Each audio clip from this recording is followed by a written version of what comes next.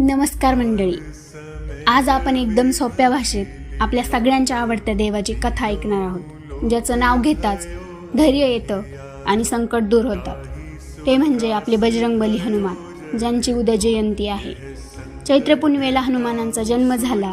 अंजनी माता आणि केसरी यांचे ते मूल होते. वायुदेवाच्या कृपेने त्यांना पवनपुत्र असंही म्हणतात.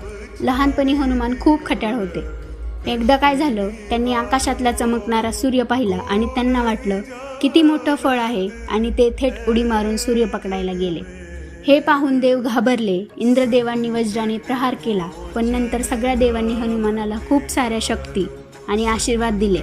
पण त्यांच्या खोडकरपणामुळे ऋषींनी त्यांना शाप दिला की तुला तुझी शक्ती विसरायला होईल जोपर्यंत कोणी तुला आठवण करून देत नाही. पुढे हनुमानांची भेट प्रभू श्रीरामांची झाली आणि तिथूनच सुरू झाली खरी भक्ती. हनुमानांनी रामासाठी सगळं काही केलं. समुद्र पार केला, लंकेत जाऊन सीतेचा शोध लावला आणि लंकेला आग लावली. राम रावण युद्धात लक्ष्मण बेशुद्ध पडले, तेव्हा हनुमान संजीवनी आणायला गेले, पण कोणती औषधी आहे हे समजलं नाही, म्हणून पूर्ण पर्वतच उचलून आणला. किती जबरदस्त ताकद आणि भक्ती होती बघा. हनुमान जयंती हा त्यांचा वाढदिवस आहे, म्हणजेच जयंती. या दिवशी लोक उपवास करतात, हनुमान चालीसा म्हणतात, मंदिरात जाऊन दर्शन घेतात.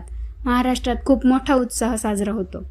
हनुमान आपल्याला एक गोष्ट शिकवतात: नेहमी निष्ठा ठेवा, धैर्य ठेवा आणि इतरांची मदत करा.